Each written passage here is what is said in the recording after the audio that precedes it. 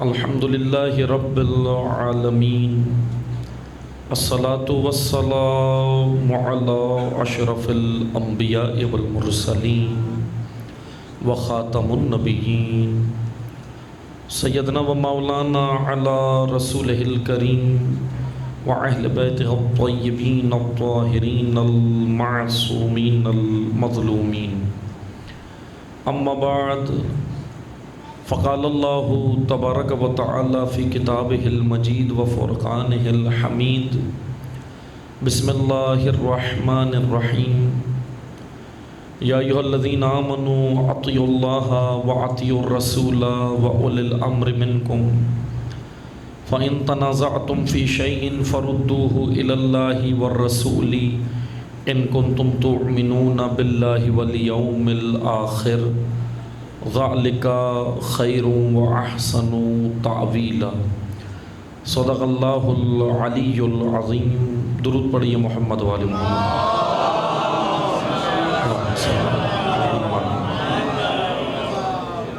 تمام حاضرین اپنی حفظ و سلامتی کے لیے، مملکت پاکستان کے استحکام کے لیے، مقامات مقدسہ کی حفاظت کے لیے، علماء حق کی حفاظت کے لیے، حاضرین کی شرعی حاجات کی بجاوری کے لیے، بیماروں کی شفا کے لیے، بے گناہ اسیروں کی رہائی کے لیے، حاضرین مجلس، شرکاء مجلس اور بانی مجلس کی توفیقات خیر میں اضافے کے لیے، تمام بیماروں کو امام سجاد علیہ السلام کے وسیلے سے ان کی شفا یابی کے لیے، خصوصاً جن مومنین نے دعائے صحت کی اپیل کی ہے ان کی صحت و سلامتی کے لیے، تمام ظالمین کی نابودی کے لیے اور مظلومین کی شجاعت، استقامت اور کامیابی کے لیے، اور امام عصر کے ظہور میں تعجیل کے لیے ایک بار بلندتر محمدی صلوات پڑھیں۔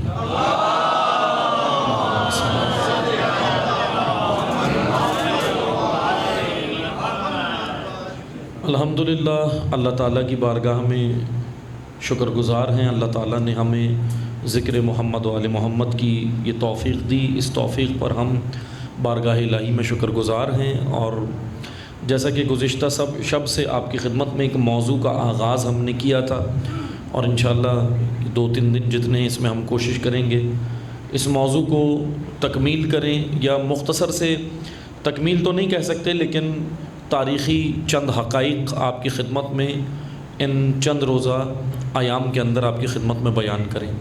موضوع گفتگو کیونکہ ایام شہادت ہیں امام چہارم کے، انہی کے حوالے سے ہمارا موضوع ہے کہ امام سجاد محافظ تحریک حسینی، یہ موضوع ہے ہمارا انشاءاللہ۔ اور ہم نے آپ کی خدمت میں گزشتہ شب جو میں نے بیان کیا تھا، میں تمہیداً 2-3 نکات بیان کروں گا تاکہ ہم متمسک ہو جائیں، ہمارے ذہن جو ہے وہ پچھلی گفتگو کے ساتھ ہم آہنگ ہو جائیں۔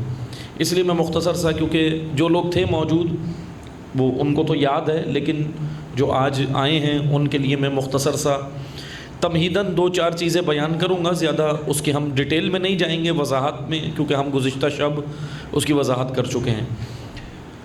تحریک حسینی یعنی تحریک کربلا، سید الشہداء علیہ السلام کا قیام مقدس اور امام کا کربلا آنا، اور کربلا آنے کا مقصد بیان کرنا، اور وہ مقصد حقیقی امام حسین کا۔ میں اگر مقصد کربلا کا کلی طور پہ اگر ہم جائزہ لیں، جزیات بہت ساری ہیں۔ امام حسین کربلا گئے، نماز بھی بچی ہے، روزہ بھی بچا ہے، حج بھی بچا ہے، احکام شرعیہ بھی بچے ہیں، سب کچھ بچا ہے۔ لیکن اگر میں کلی طور پر، جیسے جزیات اس کا پارٹس ہوتی ہیں، حصہ ہوتی ہیں، اور عموماً جتنی بھی کربلا کے اوپر گفتگویں ہوئی ہیں سب قابل احترام ہیں، بہترین تفاسیر ہوئی ہیں، علماء نے، زعماء نے خوبصورت تفاسیر کی ہیں کربلا کے اوپر۔ ان میں سے بعض نے ایک ایک جز کو بیان کیا ہے کہ امام حسین کا کربلا جانے کا مقصد نماز بچانا تھا۔ بے شک یہ بھی ہدف ہے، اس سے انکار نہیں ہے۔ اب جیسے بعض لوگ معذرت کے ساتھ بعض کہتے ہیں نہیں نماز بچانے نہیں گئے تھے، تو اصل میں بات یہ ہے، اور وہ پھر حوالہ یہ دیتے ہیں کہ نماز تو ہو رہی تھی۔ اچھا، حوالہ صحیح ہے، حوالہ بھی غلط نہیں ہے، نماز بھی ہو رہی تھی امام حسین کے دور میں، روزہ بھی ہو رہا تھا، حج بھی ہو رہا تھا، احکام شرعیہ تو ہو رہے تھے۔ لیکن عزیزان محترم، امام حسین نماز بچانے گئے سے مراد جانتے ہیں کیا ہے؟ امام حسین نماز بچانے گئے، اس سے مراد یہ ہے کہ عبادت تو تھی، روح عبادت مر گئی تھی۔ فرزند زہرا نے عبادتوں میں روح ڈالی ہے، عبادتیں ہوں لیکن روح عبادت نہ ہو تو پھر جانتے کیا ہوتا ہے؟ عبادتیں مردہ ہوتی ہیں، اور مردہ عبادتیں مقصد خلقت تک نہیں پہنچاتی، کیونکہ انسان کا مقصد خلقت ہے۔ یہ عبادتیں کس لیے ہیں؟ یہ عبادتیں ہمیں عبد بنانے کے لیے ہیں۔ عبد کیا ہوتا ہے؟ اللہ کا بندہ۔ لیکن عبد کی یہ مختصر سی ڈیفینیشن ہے۔ عبد کی میں اور وضاحت کروں، عبد یعنی تسلیم و رضا کر دینے والا، سرنڈر کر دینے والا۔ عبد کے معنی خالی غلام ہی نہیں ہے، کیونکہ عرب عام بول چال میں، عربی زبان میں، لغت میں غلام کے لیے جملہ استعمال کرتے تھے۔ بے شک غلام بھی اس کا ایک معنی ہے، لیکن عبد کا حقیقی معنی ہے سرنڈر ہونے والا، تسلیم ہونے والا، بغیر چوں چرا کے رغبت، رضا اور مرضی کے ساتھ جو اللہ کے حکم پر تسلیم ہو جائے اسے عبد خدا کہتے ہیں، بغیر چوں چرا کے۔ یعنی بہت سارے لوگ تسلیم ہوتے ہیں چوں چرا کے بعد، بہت سارے لوگ ہوتے ہیں نا تسلیم چوں چرا کے بعد ہوتے ہیں، لیکن وہ جو بغیر چوں چرا کے، بغیر کسی مثلاً کسی جواز کے، بہت سارے لوگ جواز پیش کرتے ہیں، اچھا اب میں یہ کام کروں، اللہ نے حکم یہ دیا، اچھا یہ مسئلہ ہے، یہ جواز ہوتے ہیں نا بہت سارے۔ لیکن عبد الہی وہ کہلاتا ہے جو بغیر کسی چوں چرا کے، جواز کے، اللہ کے سامنے تسلیم ہو جائے، حکم الہی کے سامنے۔ اس لیے آ کر دیکھیں قرآن کریم کیا کہہ رہا ہے کہ تمہارے نفوس، یہ جو دنیا ہے نا، یہ دنیا یہ بازار ہے۔ ایک مثال دی روایات میں پیغمبر اکرم صلی اللہ علیہ وآلہ وسلم نے، اللہم صلی علی محمد وعلی محمد، حضور نبی کریم فرماتے ہیں یہ دنیا بازار ہے اور اس میں تمہارے نفوس بک رہے ہیں۔ اس دنیا کا جو مٹیریل ہے نا، اس بازار کا، بازار آپ جاتے ہیں مارکیٹ میں کیا بکتا ہے؟ سب چیزیں بکتی ہیں، اشیاء خرد و نوش بھی بکتی ہیں، پہننے کے کپڑے بھی بکتے ہیں، موبائل بھی بکتے ہیں، لیپ ٹاپ بھی بکتے ہیں، مائک بھی بکتے ہیں، کیمرے بھی بکتے ہیں، سب چیزیں بکتی ہیں نا، اے سی بھی بکتا ہے، ہر چیز میں مارکیٹ ہے، سب چیزیں ملتی ہیں۔ لیکن اللہ نے بھی ایک بازار لگایا ہے، خدا نے بھی ایک مارکیٹ بنائی ہے، اور وہ مارکیٹ یہ دنیا ہے۔ لیکن اس میں جو مٹیریل ہے، وہ مائک اور وہ کپڑے اور وہ مثلاً کھانے پینے کی اشیاء، اس مارکیٹ کا، اس بازار کا مٹیریل یہ نہیں ہے۔ اس میں جو چیز بکتی ہے وہ نفس انسان ہے۔ اور پھر پیغمبر اکرم فرماتے ہیں کہ کیا ہی خوب ہے کہ اگر کوئی اس بازار میں اپنا نفس اس خریدار کو بیچے جس نے یہ نفس بنایا ہے۔ اللہ اکبر، بہت خوبصورت جملہ ہے پیغمبر اکرم کا۔ یعنی ہم نے، آپ نے، ہم سب نے، اچھا اب کوئی انسان یہ نہیں کہہ سکتا کہ میں نے اپنا نفس نہیں بیچا، بیچا ہے۔ کسی نے زن کو بیچا ہے، کسی نے زر کو بیچا ہے، کسی نے منصب کو بیچا ہے۔ نفس تو بکا ہے ہمارا، کوئی بھی یہ نہیں کہہ سکتا کہ ہمارا نفس بکا ہی نہیں، بکا ہے ہر انسان کا، مومن ہو، کافر ہو، منافق ہو، مسلمان ہو، غیر مسلمان ہو، انسان کی بات ہو رہی، ہر انسان کا نفس اس بازار میں بک رہا ہے۔ لیکن اب دیکھنا یہ ہے کہ وہ بیچ کس کو رہا ہے، اس کی قیمت کیا ہے۔ ایک مقام پر امیر المومنین کہتے ہیں، اے مومن، تیرے نفس کی کم سے کم قیمت، زیادہ سے زیادہ نہیں، کم سے کم قیمت جنت ہے، اس کے عوض بیچنا، ورنہ اپنے نفس کو کبھی نہ بیچنا، کیونکہ اس میں خریدار بہت سارے ہیں۔ ابلیس بھی اس مارکیٹ میں خریدار ہے، شیطان بھی ہے، لیکن اللہ بھی ہے۔ اب دیکھنا یہ ہم نے کسے بیچنا ہے۔ اور یاد رکھیں، جب کوئی اللہ کو اپنا نفس بیچ دے تو پھر خدا کہتا ہے کہ یہ جب تک نہیں بولتا جب تک وہی نہ آ جائے، کیونکہ پھر خدا کی مرضی اس کی مرضی ہو جاتی ہے اور اس کی مرضی خدا کی مرضی ہو جاتی ہے، کیونکہ اس نے اپنا نفس بیچ دیا۔ بس عزیزان محترم، آئیں آ کر دیکھیں، شب ہجرت پیغمبر اکرم کے بستر پر کوئی سویا، اب تاریخ شاہد ہے کون سویا، اپنا نفس بیچ دیا۔ بڑا خوبصورت جملہ ہے شہید سبت جعفر رحمۃ اللہ علیہ کا بہت خوبصورت جملہ ہے، واقعاً اتنا خوبصورت جملہ ہے کہ اس کے اوپر اشرے ہو سکتے ہیں اگر اس کو کھولا جائے۔ کیا جملہ تھا کہ نفس بیچ کر اپنا کس سکون سے سویا۔ اللہ اکبر، بہت خوبصورت جملہ ہے۔ شہید کے خدا درجات بلند کرے، واقعاً بہت عظیم شاعر کے ڈھونڈنے سے نہیں ملتے۔ ابھی یہ کوئی ایسی بات تو نہیں ہے ڈھکی چھپی، آپ سب جانتے ہیں کہ ایسے مخلص لوگ نہیں ہیں، بہت ڈھونڈنے سے نہیں ملتے۔ جائیں دیکھیں کتنے مل جائیں گے، بہت مشکل ہے۔ اور پھر خدا بھی شاید صدیوں میں دیتا ہے ایسی شخصیات دیکھنے والے۔ بس قدر کریں ہم ایسی شخصیات کی، کیونکہ معذرت کے ساتھ جب زندہ ہوتے ہیں ہم لوگ قدر نہیں کرتے۔ ہمارے ہاں یہ سب سے بڑی مشکل ہے۔ بہرحال تربیت کا فقدان ہے، تربیت ہو تو تاکہ ہم جو ہے یہ سارے کام کریں۔ بہرحال شہید نے بڑا خوبصورت جملہ کہا کہ نفس بیچ کر اپنا کس سکون سے سویا۔ اور جانتے علی مرتضیٰ کون ہے؟ اللہ اکبر، بہت خوبصورت جملے۔ کہا کہ علی، میں اس کا مفہوم پیش کر رہا ہوں جو جملے تھے ان کے، پورے جملے تو وہ جس طرح انہوں نے قافیہ ردیف رکھا وہ مجھے یاد نہیں ہے، وہ تو شعراء حضرات ہی اس میں ماہر ہوتے ہیں قافیہ ردیف کس طرح وہ کرتے ہیں، بس میں اس کا مفہوم پیش کروں۔ شہید کا خوبصورت جملہ یہ تھا، ویسے سارے کلام ہی ان کے بڑے خوبصورت ہیں، لیکن اس میں انہوں نے بڑا خوبصورت جملہ کہا کہ نفس بیچ کر اپنا کس سکون سے سویا، اور جب تلک نہ ہو تکیہ مرضی الہی کا۔ اللہ اکبر، مرضی الہی کا تکیہ نہ ہو تو جب تک علی کو بستر رسول پہ نیند ہی نہیں آتی۔ یہ ہے نفس بیچنے والا۔ اللہ نے یہ نفس خرید لیا، اللہ نے یہ خرید لیا۔ اسی لیے آپ دیکھیں امیر المومنین کی زندگی اپنی نہیں ہے، اللہ کی خاطر۔ تلوار اٹھاتے ہیں اللہ کی خاطر، تلوار رکھتے ہیں اللہ کی خاطر۔ آپ مجھے بتائیں پوری زندگی میں مولا علی کا کوئی ذاتی جھگڑا ہے کسی سے؟ کوئی ذاتی جھگڑا نظر آیا؟ پراپرٹی پہ، جائیداد پہ، کسی اور اناد پہ، آپس میں کوئی رنجش، کوئی ذاتی رنجش نہیں، کیونکہ علی نے جب بھی تلوار اٹھائی اللہ کے لیے، تلوار رکھی اللہ کے لیے۔ آئیں آ کر دیکھیں جنگ خندق کا خوبصورت واقعہ عمر ابن عبدود، میں سارا واقعہ نہیں پڑھ رہا، آپ نے سنا ہے ماشاءاللہ، خطبہ ذاکرین سے سنا ہے۔ جب عمر ابن عبدود کے سینے پر آ گئے اس نے گستاخی کی، سنا ہے نا آپ نے، لیکن کیا کیا؟ امیر المومنین نے اس کو مہلت دی، اتر گئے۔ کیوں؟ علی یہ پیغام دے رہے ہیں کہ سنو، اگر میں اس کو ابھی ماروں تو مرضی الہی کے ساتھ ساتھ میری مرضی بھی شامل ہوگی۔ اتنا خالص بندہ اللہ کا عبد ایسے ہوتے ہیں واقعاً۔ کہا کہ اگر میں ابھی مار دوں، کہ اگر ابھی مار دوں تو کیا ہوگا؟ میری مرضی بھی شامل ہوگی۔ اور علی اتنے خالص ہیں اللہ کے دین کے لیے اور توحید میں اتنے خالص ہیں کہ علی نہیں چاہتے کہ کسی کام میں جو میں اللہ کے لیے کر رہا ہوں مرضی علی شامل ہو، بلکہ مرضی خدا ہونی چاہیے۔ یہ امیر المومنین کا یہ مقام ہے، مقام عبدیت۔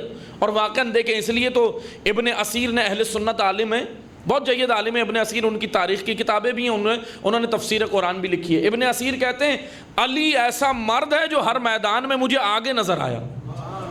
اب یہ میں نہیں کہہ رہا، ابن اسیر کہہ رہے، کہا مجھے ہر میدان میں آگے نظر آیا، کوئی سا بھی میدان ہو۔ شجاعت، پوچھا کون سا میدان بھائی، میدان بھی تو بتائیں۔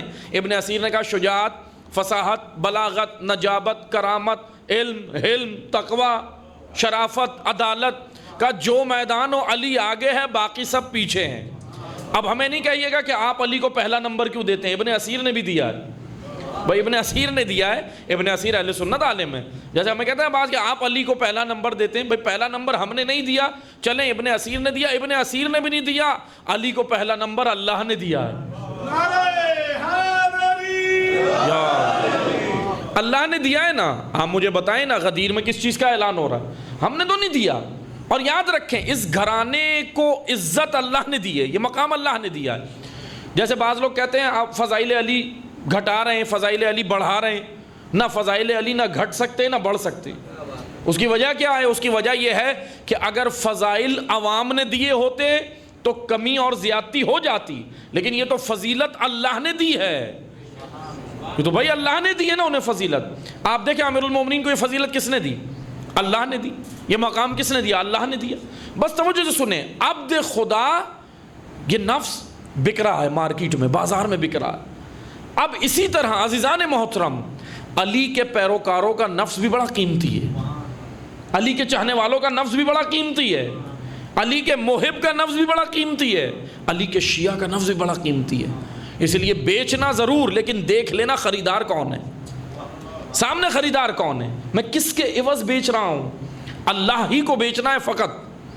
ایک ہی خریدار ہے جو ہمیں نجات دے سکتا ہے، وہ ہمارا رب ہے، وہ مالک حقیقی ہے. بس عزیزان محترم، عبد کہتے ہیں سرنڈر، تسلیم، رضا و رغبت کے ساتھ، اس کو عبد کہتے ہیں. آیہ کریمہ جو میں نے آپ کی خدمت میں پڑھی وہ کیا ہے؟ مطیع. یا ایھا الذین آمنوا اطیعوا اللہ واطیعوا الرسول واولی الامر منکم. اطاعت ہر امام کی آرزو ہے. توجہ سے سنیے گا، میں تھوڑا آپ تاریخ کی جانب آپ کو لا رہا ہوں، کیونکہ کل کی گفتگو سے ہم نے متمسک ہونا ہے. کل میں نے جو بیان کیا تھا اس سے ہم متمسک ہیں. تاریخ پہ آنے کے لیے میں تھوڑا سا ایک آپ کو تاریخی مثلاً ایک بیک گراؤنڈ بتاؤں گا سارا، تاکہ یہ جوانوں اور بچوں کے سمجھ آئے. تاریخ یہ کہتی ہے، تاریخ کہ 11 ائمہ تشیع، 12ویں پردہ غیب میں 11 ائمہ تشیع کی جب ہم داستان زندگی پڑھتے ہیں تو ہمیں ایک چیز نظر آتی ہے، ان کو چاہنے والوں کی کمی نہیں تھی. ان کے در پر عقیدت مندوں کا ازدحام ہر وقت رہتا تھا.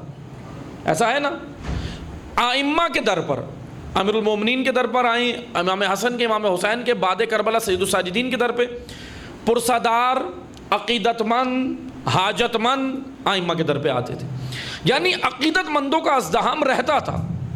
لیکن جب ہم دوسری جانب، ابھی ہم نے یہ سکے کا ایک رخ دیکھا ہے نا، سکے کا ایک رخ جب دیکھیں تو ہمیں ائمہ کے در پہ جمع غفیر نظر آتا ہے. لوگ ان کے پاس آتے ہیں، ان سے فقہی مسائل پوچھتے ہیں، ان سے سب چیزیں پوچھتے ہیں.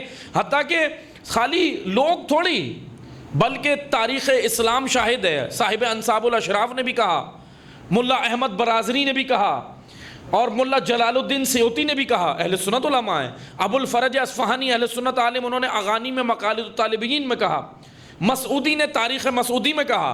بھئی سارے علماء نے متفقہ طور پر اہل سنت و اہل تشیع دونوں نے کہا کہ اس در پر عقیدت مندوں کا ازدحام بھی رہتا تھا اور حاجت مندوں کا بھی، اور اپنی مشکلوں کو حل کروانے والوں کا بھی.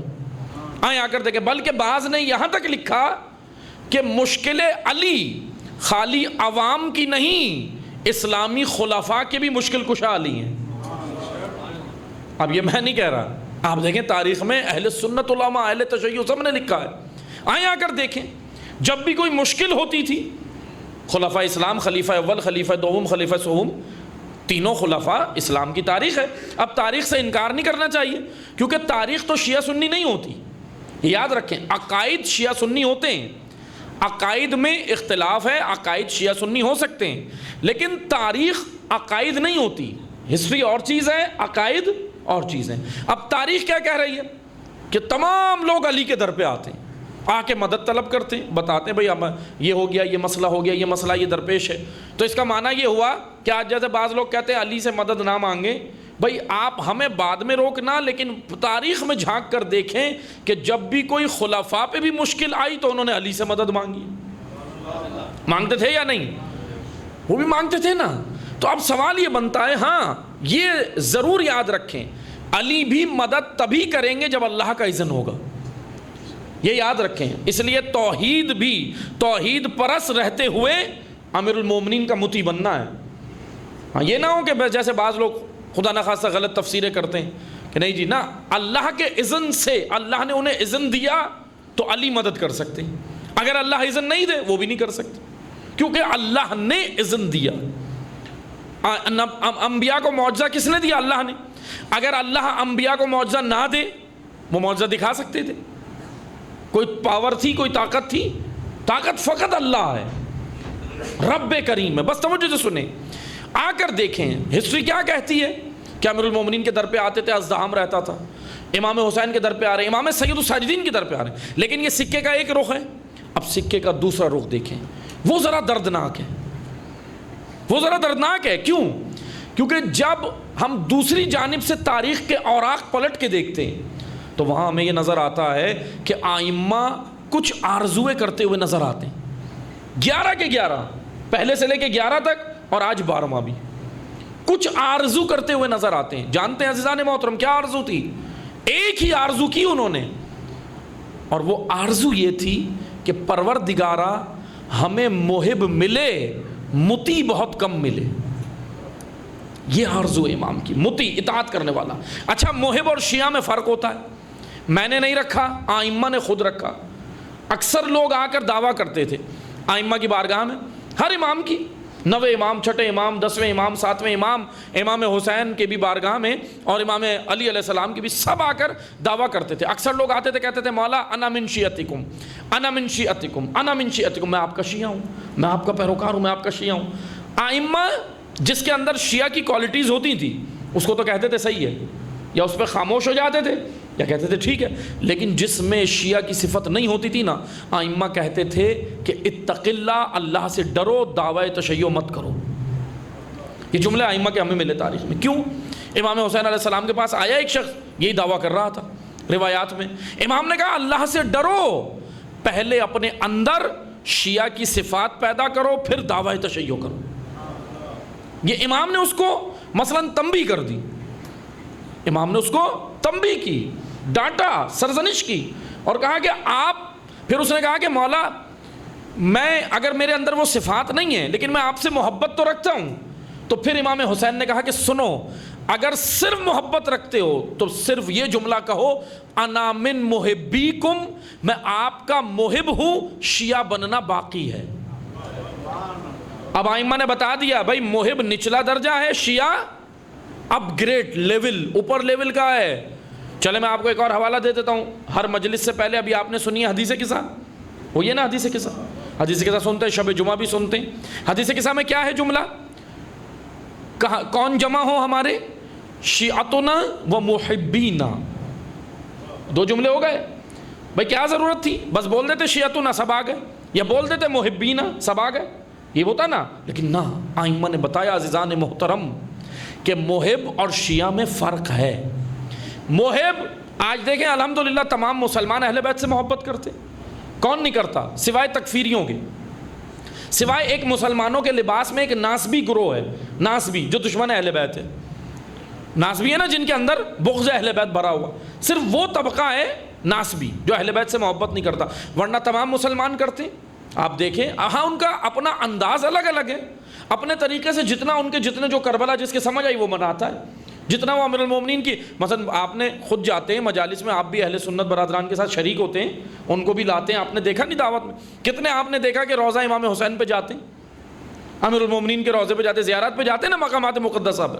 تو اس کا مطلب وہ جو جا رہے ہیں، اس کا مطلب اندر حب ہے، اندر چراغ محبت تو جل رہا ہے، لیکن کرنا کیا ہے؟ اگر آپ کے ساتھ کوئی آئے نا اور جائے تو آپ نے اس سے ایسی گفتگو نہیں کرنی کہ بھاگ جائے، وہ چراغ محبت جو جل رہا ہے اس کی لو کو اتنا بھڑکانا ہے کہ وہ محب سے شیعہ کا سفر طے کر لے، دور نہیں کرنا ہے۔ یہ امام حسین کی روش نہیں ہے۔ امام حسین نے کربلا کے راستے میں دیکھیں کتنی ملاقاتیں کی، دور نہیں کر رہے تھے، اصلاح کی کوشش کر رہے تھے، سب کی آئیں دعوت دے رہے تھے۔ حالانکہ ہم جس امام کے ماننے والے امام حسین جانتے ہیں کتنا اعلیٰ ظرف ہے، اتنا اعلیٰ ظرف ہے، میں ابھی مصائب نہیں پڑھ رہا لیکن روایت ملتی ہے مقتل میں، ایسی مستند مقاتل میں یہ روایت ملی کہ امام حسین جب زخمی تھے، میں بھی مصائب نہیں پڑھ رہا لیکن توجہ سنیں، جب زخمی تھے، زخمی حالت میں جب ذوالجناح سے نیچے آئے ہیں، پھر خطاب کر کے پھر بھی کہہ رہے تھے میں تمہارا امام ہوں، ابھی بھی آ جاؤ، تمہاری جنت کا ضامن ہوں۔ اللہ اکبر، اللہم صلی علی محمد وآل محمد وعجل فرج۔ آپ مجھے بتائیں کتنا اعلیٰ ظرف امام ہے۔ اور جانتے ہیں ہمیں تاریخ میں کیا ملا؟ کچھ لوگ امام کی اس آواز پہ آئے، میں آپ کو ایک حوالہ دیتا ہوں، جیسے مثال کے طور پر یہ پڑھا ہے میں نے پہلے عشرے میں پڑھا ہے لیکن میں دوبارہ پڑھ دیتا ہوں ذرا یہ معلومات کے لیے، یہ بچوں اور جوانوں کے لیے۔ جیسا کہ ہم دیکھتے ہیں نا تاریخ میں ہمیں ملتا ہے شہداء کربلا کی تعداد کتنی ہے؟ مشہور 72، 72، ٹھیک ہے 72 ہے نا تعداد، لیکن 72 تعداد شہداء کی نہیں ہے مقاتل کے اندر۔ اب میں معذرت کے ساتھ یہ نہیں سمجھے گا میں کنفیوز کر رہا ہوں، کوئی نئی چیز نہیں لائے، جیسے ابھی ممبر سے کچھ بیان ہوتا کہتا ہے یہ نئی چیز آ گئی۔ دیکھیں بات یہ ہے اگر کوئی چیز مجھے نہیں پتا تو وہ جب آئے گی تو مجھے نہیں لگے گی نا کہ مجھے نئی چیز پتہ چلی، لیکن ضروری تو نہیں کہ وہ ہو ہی نہیں، ضروری تو نہیں وہ ہوئے نہیں. ابھی مثال کے طور پہ بہت ساری ایسی الیکٹرک کاریں ہیں جو پاکستان میں نہیں ہیں, جاپان میں بنا لی انہوں نے اور چل رہی ہیں. اب پتہ نہیں جب وہ ریجیکٹ ہو جائیں گی پھر آئیں گی, تو پھر ہم کیا کہیں گے پاکستانی کہ ہم بڑی نئی چیز مارکیٹ میں آئی ہے. اور جیپنیز سے پوچھیں گے وہ کیا کہے گا, ارے یہ تو ہم نے 20 سال پہلے اس پہ سفر کیا تھا, یہ بولے گا نا. تو نئی نہیں ہوتی, نئی میرے لیے ہے چیز, کیونکہ میں نے جاننا ہے. میں طالب علم ہوں, سب طالب علم ہیں دنیا میں, سب طالب علم ہے نا, سب طالب علم سیکھنے آتے. بس توجہ سے سنیں, میں کنفیوز نہیں کر رہا, لیکن ایک تاریخی حقیقت بتا رہا ہوں. 72 تعداد امام حسین, جو امام حسین کے ساتھ کربلا میں شہید ہوئے, ان کی تعداد 72 نہیں ہے. 72 امام حسین کے لشکر کی تعداد, فوج جو میدان میں لڑی ہے. سمجھ رہے, 72 فوج ہے, فوج. اور 72 بھی مطلب ایکوریٹ بالکل نہیں ہے, 75 بھی ہے, 74 بھی ہے, 72 بھی ہے, 70 بھی, فوج کی تعداد. یعنی 70 پلس ذکر کی ہے مورخین نے جو کی ہے. ٹھیک ہے, اب بہرحال تعداد میں کوئی مسئلہ نہیں ہے, اس میں یہ کوئی اتنا بڑا مسئلہ نہیں ہے کہ ہم اسی پہ ڈسکس شروع کر دیں. لیکن بس بتانے کا مقصد یہ ہے کہ جو امام کے ساتھ آئے, کیسے کیسے کردار امام کو ملے جو آ کر امام پہ قربان ہوئے. مثلا میں آپ کو چلیں ایک مثال دیتا ہوں. آپ میں تاریخی کتابوں کا بھی حوالہ نہیں دیتا, پھر کتاب پڑھیں گے پھر کہیں گے فلاں نے اتنے لکھے, اس نے اتنے لکھے, اس نے اتنے لکھے, تو پھر بھی وہ بھی ایک کنفیوژن ہو جاتی ہے عوام کے لیے کہ ایک مورخ یہ کہہ رہا ہے, دوسرا یہ کہہ رہا ہے, دوسرا. اب وہ مورخین غلط نہیں کہہ رہے, جس کو اس دور میں جس طرح سے روایت ملی یا جس نے اپنی اسٹرگل کر کے محنت کر کے جیسے جمع کی اس نے لکھا ہے, وہ غلط نہیں کہہ رہے, سب صحیح کہہ رہے ہیں. لیکن اسٹرگل کے بعد ان کو ایسے ملا, کیونکہ دور بہت خطرناک تھا. میں ابھی آپ کی خدمت میں چوتھے امام کا دور پڑھوں گا, آپ کو اندازہ ہوگا کتنا خطرناک دور تھا, کتنا بہت. کل میں نے تھوڑا سا حوالہ دیا تھا کہ کتنا حکومتی ایجنسیاں کیسے پریشر میں امام کو رکھی ہوئی تھی, کتنا خطرناک دور تھا. میں ابھی اور کچھ اور چیزیں بھی بیان کروں, توجہ سے سنیں. اب میں آپ کو تاریخی کتاب کا حوالہ نہیں دیتا, الحمدللہ آپ میں سے اکثر لوگ گئے ہوں گے کربلا, جو نہیں گئے انشاءاللہ اللہ تعالیٰ سب کو لے کر جائے اور یہ توفیق دے ہم سب کو انشاءاللہ. کربلا میں چلیں, آپ کے تاریخی کتابیں چھوڑیں, کربلا میں ذریعہ امام حسین ہے. وہاں شہداء کی تعداد پڑھیں کتنی ہے, تقریباً 150 سے 125 کے قریب, اس کے لگ بھگ ہے شہداء کربلا کی تعداد. اچھا, بعض مورخین نے 114 لکھی, بعض نے 116 لکھی ہے, بعض نے 150 تک لکھی. تو اصل میں ایسا ہی ہے, شہداء کی تعداد 150 125 کے قریب تھی, لیکن 72 جو مشہور ہے وہ امام کی فوج تھی, جو لڑے ہیں میدان میں امام کے سپاہی. ان میں بنی ہاشم بھی ہیں, ان میں اقربا بھی ہیں, انصار و اصحاب بھی, وہ جو لڑے ہیں. اور امام کے ساتھ جو راستے سے آتے رہے, جیسے عمرو بن قیس ایک شخصیت ہے, امام حسین کے ساتھ آیا تھا. اب اس کو جب مورخین دیکھیں گے تو کیا کہیں گے, راوی کیا کہے گا, کاؤنٹ کرے گا نا, اسے کاؤنٹ کرے گا. لیکن عمرو بن قیس عصر کے وقت امام حسین کو چھوڑ گیا. یہ بڑا عبرتناک کردار ہے, ہلا دیتا ہے یہ کردار. یعنی یہ ایسی شخصیت ہے عمرو بن قیس, اس نے تمام شہداء کی شہادتیں دیکھی, حتیٰ کہ بعض روایات میں یہ ملا کہ 6 مہینے کے بچے کی بھی شہادت دیکھی اس نے.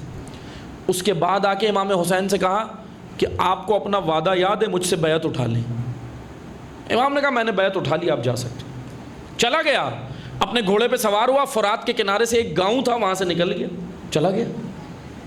عمرو بن قیس گیا ہے امام کے اوپر قربان ہونے. بعض جو اشقیاء میں تھے, اشقیاء میں وہاں تھے, امام کے خطبوں نے اثر کیا, وہاں سے یہاں آئے. یعنی جو امام کے ساتھ چلے تھے بعض اس میں سے چلے گئے. عمرو بن قیس اور ایسی 1-2 شخصیات اور ملتی ہیں. ایک شتربان تھا جو اونٹ کرائے پہ دیتا تھا, اس سے امام نے اونٹ کرائے پہ لیے تھے, یہ بھی ساتھ ساتھ تھا, لیکن اپنا کرایہ لے کر چلا گیا. یہ اپنا رینٹ, کیونکہ رینٹ پر اس نے چیز دی ہوئی تھی اپنی, اونٹ وغیرہ, اپنا کرایہ لے کے گیا ہے. ایسی مقاتل میں ہمیں روایات بھی ملتی ہیں. بس توجہ سے سنیں.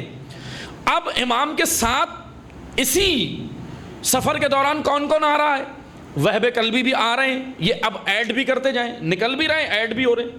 وہب کلبی آ رہے ہیں, حبیب ابن مظاہر آ رہے ہیں, مسلم ابن اوسجہ آ رہے ہیں, مصبب ابن رجبہ آ رہے ہیں, ابو ثمامہ اسدی آ رہے ہیں, ابو ثمامہ سیداوی آ رہے ہیں، ان کے چند غلام ان کے جو تھے، حبیب کے بھی غلام 1 یا 2 غلام ذکر ہوتا ہے تاریخ میں، یہ بھی ساتھ آئے، زہیر ابن قین آئے، وہب کلبی آئے، یہ کتنے کردار ہیں جو آئے۔ ادھر سے پھر عاشور کی شب میں، یا بعض نے روز کہا بعض نے شب میں کہا، ہر آئے، ہر کا بیٹا آیا، ہر کا غلام آیا۔ تو اب یہ کاؤنٹ کرتے جائیں تعداد بن رہی ہے نا شہداء کی۔ تو امام کا جو لشکر تھا جو لڑا ہے وہ 72 کے قریب ہے، 70 پلس ہے، 72 75 76 اسی طرح تعداد، لیکن مشہور 72 ہے، تو چلیں ٹھیک ہے، اب اس میں کوئی مسئلہ نہیں۔ لیکن عزیزان محترم، شہداء کی تعداد تقریباً 150 سے 250 کے قریب بنتی ہے، حتیٰ کہ سن سکیں گے بعض نے یہاں تک ذکر کیا کہ امام حسین کی شہادت کے بعد جب اشقیاء نے شام غریبہ سے پہلے جب خیمے لوٹے، بعض گھوڑوں کی سموں میں بچے بھی شہید ہوئے، 4 سال کے بچے، 5 سال کے چھوٹے چھوٹے بچے تھے۔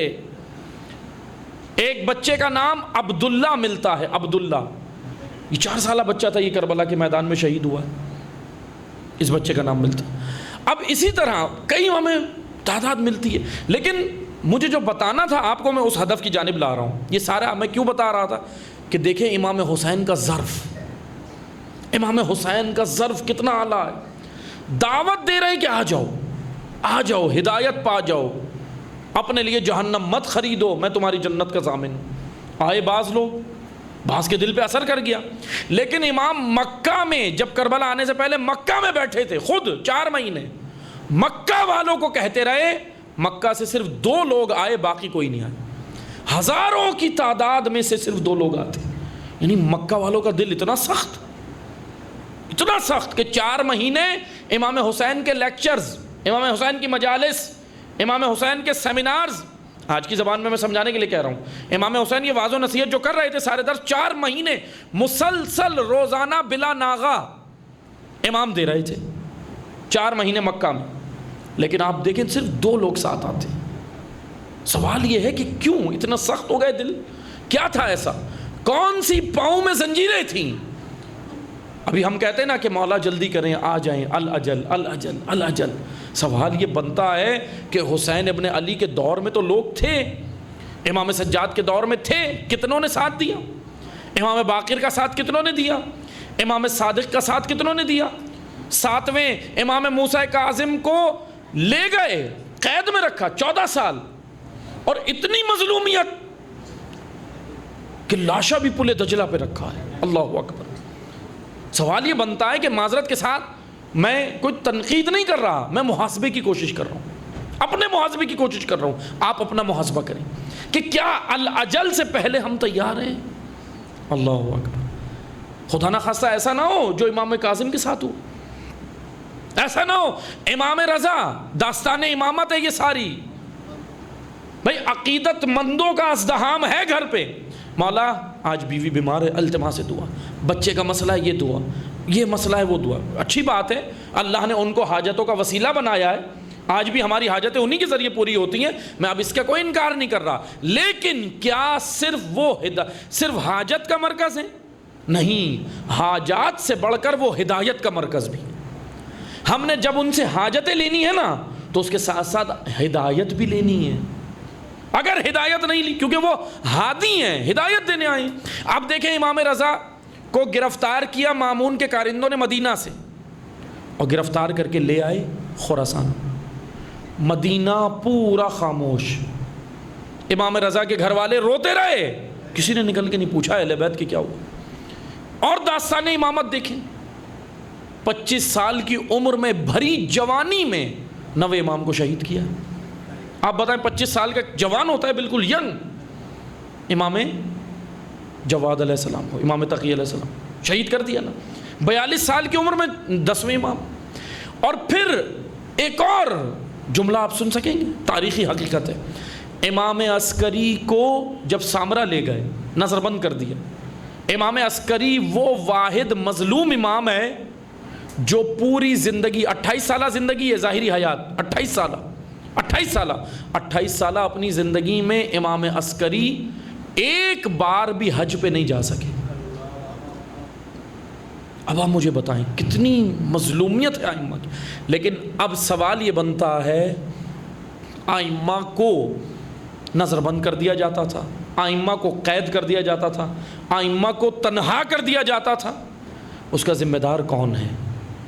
دو طبقے ذمہ دار ہیں. ایک طبقہ تو وہ ہے جو قاتل ہے، ٹھیک ہے، لیکن اس سے بڑا ذمہ دار کون ہے؟ جس کو بی بی نے آ کے کوفہ کے بازار میں ان کے چہروں سے نقاب اتاری، وہ تھے لا تعلق اور خاموش لوگ، تماشائی. جناب زینب کبریٰ نے بازار کوفہ میں کھڑے ہو کے عبید اللہ ابن زیاد کو خطبہ نہیں دیا، عمر سعد کو خطبہ نہیں دیا، شمر و خولی کو نہیں کہا، بلکہ بی بی نے آ کے کھڑے ہو کے کہا یا اہل الکوفہ، تم اے اہل کوفہ، یعنی خاموش اکثریت، سائلنٹ میجورٹی کو بی بی نے اس کے چہرے سے نقاب اتاری. اصل ذمہ دار تم ہو. اب آ جائیں، بس میں نے آپ کو لانا ادھر تھا، یہ ساری تمہید اس لیے باندھی تھی. آ جائیں چوتھے امام کے دور میں، کل میں نے جہاں سے چھوڑا تھا، آ جائیں چوتھے امام کے دور میں. جانتے کیا ہوا ہے چوتھے امام کے دور میں؟ بنو امیہ اب ہو گئے مضبوط، یہ خاندان مضبوط ہو گیا اقتدار میں، ٹھیک ہے. یزید کا باپ تو چلا گیا 60 ہجری میں، یزید برسر اقتدار آیا، امام حسین نے انکار کر دیا، بیعت نہیں کی. صحابہ رسول موجود تھے، بڑے بڑے جید صحابہ، میں نے پہلے اشرے میں یہ ڈیٹیل سے بیان کیا ہے، آپ لوگ اس پہ سن سکتے ہیں نیٹ پہ. عبداللہ ابن عباس، عبداللہ ابن عمر، عبداللہ ابن زبیر، یہ 3 بڑی شخصیات، ان کا کردار ہم نے بیان کیا ہے پہلے اشرے میں. ابھی وقت نہیں ہے کیونکہ اگر میں نے ان کو پھر کھولنا شروع کیا تو پھر ہم موضوع سے دور ہو جائیں گے. بس توجہ سے سنیں عزیزان محترم، یہ بڑی شخصیات ہیں، یہ کردار عبرت ہیں، عبرت. ان میں بعض شخصیات، ان میں ایک شخصیت ایسی ہے، میں نام نہیں لیتا، تاریخ میں پڑھ لیے گا جا کے، نام لینے سے مسائل ہوتے ہیں، ٹھیک ہے، اس لیے آپ پڑھ لیں. بہت ساری چیزیں کہ نام لیے بغیر بھی کہہ دیں تو اچھا ہوتا ہے. ان میں بڑے بڑے جید صحابہ رسول تھے، ان میں ایک شخصیت ایسی ملتی ہے جو امیر المومنین کو چوتھا خلیفہ بھی نہیں مانا. انہوں نے برسر اقتدار جب آئے نا تو چلیں چوتھا ہی مان لیتے، انہوں نے نہیں مانا، بیعت نہیں کی. پھر اس کے بعد امام حسن کا ساتھ بھی نہیں دیا. امام حسین کو مکہ میں آ کے کہا کہ آپ بھی نہیں جائیں، آپ بھی چھوڑیں، میں یزید سے بات کرتا ہوں. یہ جملہ ان کا ہمیں ملتا، میں یزید سے بات کرتا ہوں، آپ بھی، یعنی میں اگر آج کی زبان میں کہوں نا سمجھانے کے لیے، میں کمپرومائز کرا دوں، مذاکرات کرا دوں. اللہ اکبر، یہ بڑا خطرناک جملہ ہے. حق و باطل میں مذاکرات نہیں ہوتے، یہ یاد رکھیں. حق و باطل میں کوئی مذاکرات نہیں ہوتے. دو مسلمان فرقوں میں مشترکات کے اوپر، لا الہ الا اللہ محمد رسول اللہ، 2 مشترک چیزیں، اس کے اوپر مسلمان فرقوں میں مذاکرات ہو سکتے ہیں، وحدت ہو سکتی ہے، اتحاد ہو سکتا ہے، لیکن اگر ایک طرف حق ہو ایک طرف باطل، وہاں پر مذاکرات نہیں ہوتے. اور بعض لوگ یہی کوشش کرتے ہیں کہ حق کو باطل میں کمپرومائز کرائیں. آج بھی ہے، بعض کمپرومائز نہیں ہوتا وہاں پر حق کبھی بھی. اور اگر آپ نے حق کو باطل میں کمپرومائز کرا دیا تو پھر باطل حق کی قمیص پہن کے آ جائے گا، اور پھر آپ پہچان نہیں پائیں گے اندر کیا ہے، عوام گمراہ ہو جائے گی. یہی تو بنو امیہ نے کیا، یہی تو بنو عباس نے کیا. داستان کیا ہے؟ مختصر سی داستان سن لیں، باقی جو رہ جائے گا میں انشاءاللہ کل آخری مجلس ہے اس میں بیان کروں گا. مختصر سی داستان یہ ہے عزیزان محترم، بنو امیہ نے تو ٹھیک ہے ظاہری طور پہ انہوں نے جو کیا وہ کارنامے، میں 1-2 کارنامے ان کے بتا دیتا ہوں، کیونکہ ایک مشکل یہ ہے کہ بعض لوگ، معذرت کے ساتھ، یہ بڑی صحابہ کی توہین ہے. جو لوگ یزید کو صحابی کہیں یہ صحابیوں کی توہین ہے، اس لیے بڑی احتیاط کریں، یزید کو صحابی نہ بنائیں. اب ہمیں یہ بھی پتہ ہے کہ کیوں بنایا جا رہا ہے، کیونکہ بات پھر اوپر تک کھلنے لگتی ہے، اوپر تک جاتی ہے. اب یہ میں نہیں کہہ رہا، آئیں آ کر دیکھیں، انگریز جرمن فیلسوف جان کریمر نے بھی اپنی کتابوں کے اندر لکھا، مسلمان ہی نہیں، جان کریمر، ان کی ایک کتاب ہے ہسٹری آف سویلائزیشن آف اسلام. اب میں اس کا حوالہ دے رہا ہوں اس لیے کہ مشکل یہ ہے کہ ہم اگر کوئی جملہ کہتے ہیں بعد میں ہوتا ہے جی آپ نے یہ پڑھا ہے، آپ نے یہ کہا تھا، اور پھر FIR بن جاتی. FIR پاکستان میں تو ابھی سب سے آسان کام FIR ہو گیا، FIR بن گئی. نہ، ہم نے نہیں کہا. جان کریمر جرمنی کے فیلسوف ہیں، گزرے ہیں 70s اور 60s کی دہائی میں، پرانے، ابھی کے نہیں ہیں، وہ گزرے. انہوں نے اپنی کتاب لکھی تھی ہسٹری آف سویلائزیشن آف اسلام. بہرحال جہاں تک میری معلومات ہے اس کے مطابق اس کتاب کا ترجمہ اردو میں تو نہیں ہوا تھا، انگلش میں ہی یہ ہے، لیکن اس کتاب کو بہت سارے مسلم ممالک سے ہٹایا گیا اور اس پہ بینڈ بھی لگایا گیا تھا اس وقت، اور ابھی بھی یہ آپ کو شاید نہ ملے مارکیٹ میں، کیونکہ اس پہ بینڈ ہے بہرحال، اور مارکیٹ میں آسان بھی نہیں ہے، مشکل ہے ملے، یہ بڑی پرانی کتاب ہے۔ اس کا ایک نسخہ جو ہمیں ابھی تک معلومات ہوئی ہے، پتہ چلا بعض ذرائع سے، وہ یہ پتہ چلا تھا کہ اس کا ایک نسخہ ہے موجود، لیکن وہ ہندوستان میں، ہندوستان کا شہر ہے پٹنہ، پٹنہ کے کسی میوزیم میں یہ رکھی ہوئی ہے۔ اب بہرحال وہاں جانا ہو تو کبھی کوشش کریے گا آپ، اگر کسی کا جانا ہو تو وہاں دیکھیں، پٹنہ میں وہاں ایک میوزیم کے اندر یہ کتاب رکھی ہے، اس کا ایک نسخہ ہے۔ بہرحال یہ ابھی میں یہ نہیں کہہ سکتا کہ حتمی کہ میں نے دیکھی ہے، میں وہاں نہیں گیا، میں نے نہیں دیکھی، لیکن پتہ چلا تھا ایک ذرائع سے۔ تو بہرحال اس میں ہے کیا، میں وہ بتا دیتا ہوں۔ جان کریمر کہتے ہیں یزید کی حکومت کے بارے میں اور یزید کے باپ کی حکومت کے بارے میں، دونوں کے بارے میں۔ جان کریمر کہتے ہیں کہ یہ مسلمان نہیں تھے، جان کریمر نے دعویٰ کیا یہ عیسائی تھے، یہ میں نہیں کہہ رہا، انہوں نے اپنی کتاب میں لکھا، کہا کہ یہ مسلمان ہی نہیں تھے، کہا کہ جان کریمر نے دعویٰ کیا کہ میں کئی ایسی چیزیں پیش کر سکتا ہوں جس سے یزید اور اس کے باپ کا عیسائی ہونا ثابت ہے، جان کریمر نے کہا۔ اور اس میں سے انہوں نے ایک حوالہ یہ دیا کہ جب امیر شام اس دنیا سے گئے 60 ہجری میں، جب دنیا سے گئے تو ان کے گلے میں سلیب تھی، عیسائیوں کی سلیب ہوتی ہے، وہ سلیب دیکھی نا آپ نے جو ایسے ہوتی ہے، وہ لٹکی ہوئی تھی۔ یہ جان کریمر کہہ رہے ہیں، دعویٰ وہ کر رہے ہیں، اس لیے اب ہمیں نہیں معلوم کتنی حقیقت ہے کیا ہے، ان کی میں آپ کو ان کا جو قول ہے وہ نقل کر رہا ہوں۔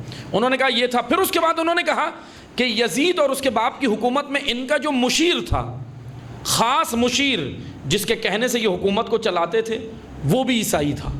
کہنے لگے بھائی کون تھا؟ کہا اس کا نام یوحنا دمشقی ہے، دمشق کا رہنے والا تھا اور اس کا نام یوحنا ملتا ہے۔ اب آپ اس سے اندازہ کریں، بنو امیہ کے لیے جو بعض لوگ کوششیں کرتے ہیں صحابی ثابت کرنے کی، ایک نے تو یہاں تک ڈکلیئر کر دیا کہ پہلے مسلمان تو ثابت کرو، بھائی صحابی تو بعد میں ثابت کر، پہلے مسلمان تو ثابت کرو۔ اب اس سے اندازہ کریں، آئیں میں آپ کو ان کے نمونے بتا دیتا ہوں۔ یہ تو عقائد کی بات تھی، عملی طور پر دیکھیں، سید الساجدین کا دور ہے، آ جائیں چوتھے امام کے دور میں سارا اسکپ کر دیا میں نے، شروع کی جتنی تاریخ تھی سب اسکپ کی تاکہ ہم اپنے موضوع پہ رہیں، ورنہ بڑی طویل داستان۔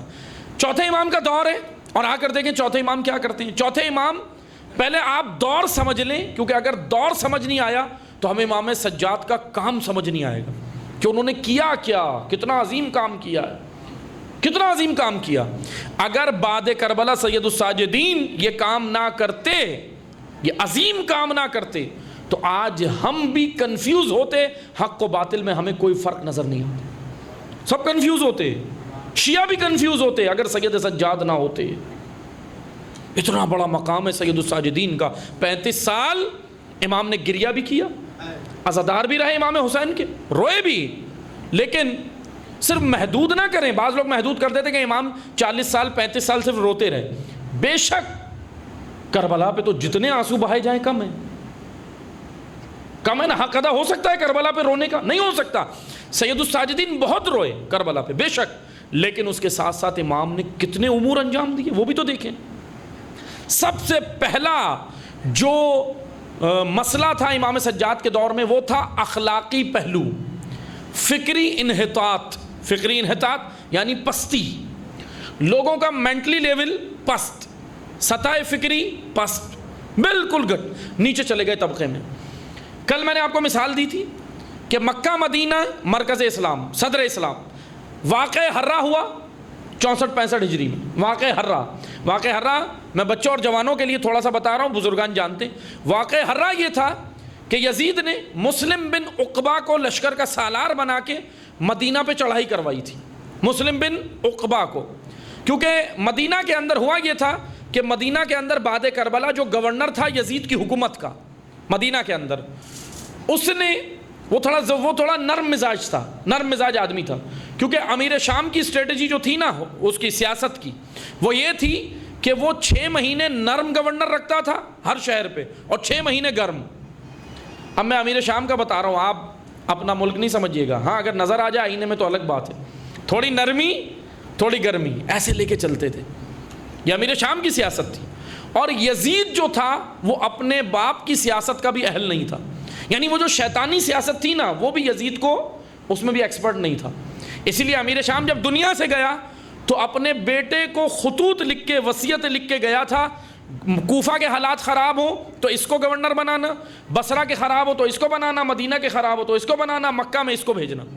یعنی پوری داستان وہ لکھ کے گیا تھا. اس کو پتا تھا کہ یہ نالائق ہے, یہ احمق ہے, یہ چلا ہی نہیں سکتا حکومت جتنی اس نے چلا لی تھی, شیطنت سے چالوں سے جیسے اس نے چلا لی تھی. یزید کو وہ چالیں بھی نہیں آتی تھی. یزید اتنا نکما تھا کہ نہ اچھائی میں نہ برائی میں, دونوں چیزوں میں ہی نکما تھا.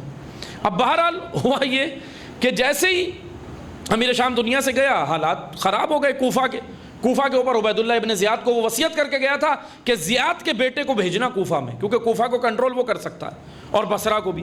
تو دونوں جگہ گورنر پہلے ادھر رکھا پھر ادھر رکھا یزید نے, اور واقعاً کوفہ کو کنٹرول اس نے کر لیا. آپ دیکھیں حضرت مسلم کا ساتھ چھوڑ دیا کوفہ نے.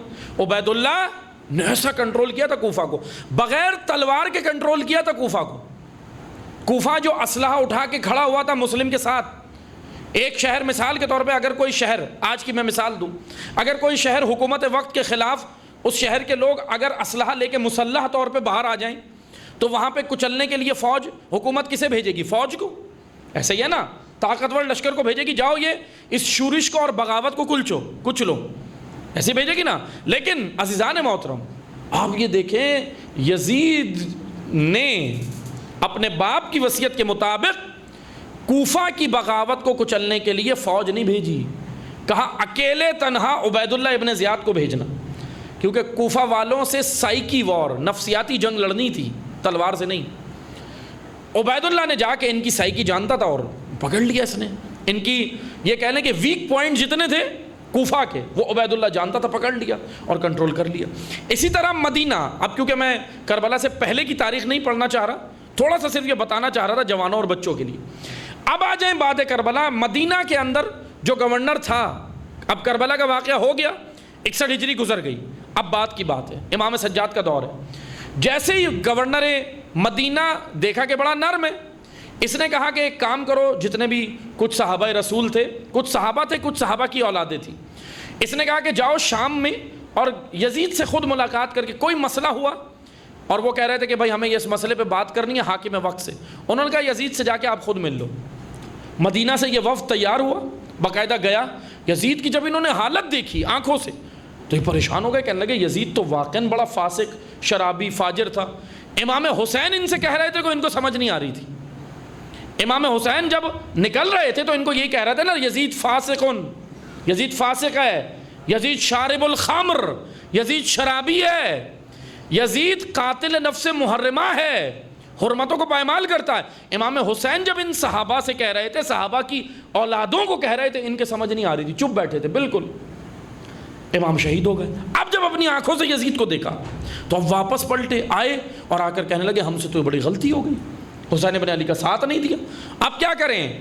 عبداللہ ابن حنظلہ تاریخ کی مشہور شخصیت مدینہ کے اندر تھے, انہوں نے صحابہ کی اولاد میں سے عبداللہ ابن حنظلہ, انہوں نے لشکر بنایا, انہوں نے مدینہ والوں کو تیار کیا, خود حکومت میں آ گئے, گورنر کو برطرف کر دیا, یعنی بغاوت کی, شورش کی حکومت کے اس وقت یزید کے خلاف. اب عبداللہ ابن حنظلہ اب ان کی قیادت میں مسلمان تیار ہو گئے مدینہ کے یزید سے لڑنے کے لیے, حکومت سے ٹکرا گئے. اب مسلم بن عقبہ اس کی سربراہی میں یزید نے لشکر بھیجا مدینہ. یہ ہے واقعہ حرہ, اس کو تاریخ میں واقعہ حرہ کہا جاتا ہے. مسلم بن عقبہ آیا لشکر لے کر, مدینہ پہ چڑھائی کی. ان سب کو جو لشکر مدینہ میں چڑھائی کے لیے بغاوت کے لیے تیار تھا ان سب کو کچل دیا, کیونکہ شام کا لشکر طاقتور تھا, فوج زیادہ, کیونکہ حکومت تھی نا, پاور تھی اس وقت کی, ساری حکومت کے پاس پاور ہوتی ہے. سارا لشکر کچلا اور پھر اس کے بعد معاذ اللہ مسجد نبوی کو استبل بنایا, گھوڑے باندھے, اللہ اکبر, بے حرمتی کی. اور پھر اس کے بعد یزید کی طرف سے اعلان ہوا مسلم بن عقبہ کے ذریعے کہ یزید کی جو فوج, درندہ صفت فوج, درندہ صفت, جیسے آج کی زبان میں کہوں تو دیکھ لیں داعش, درندہ صفت فوج, اس کو باقاعدہ یہ حکم دیا یزید نے کہ 3 دن تک مدینہ کی عورتیں تمہارے لیے مباح ہیں, جو چاہے کرو.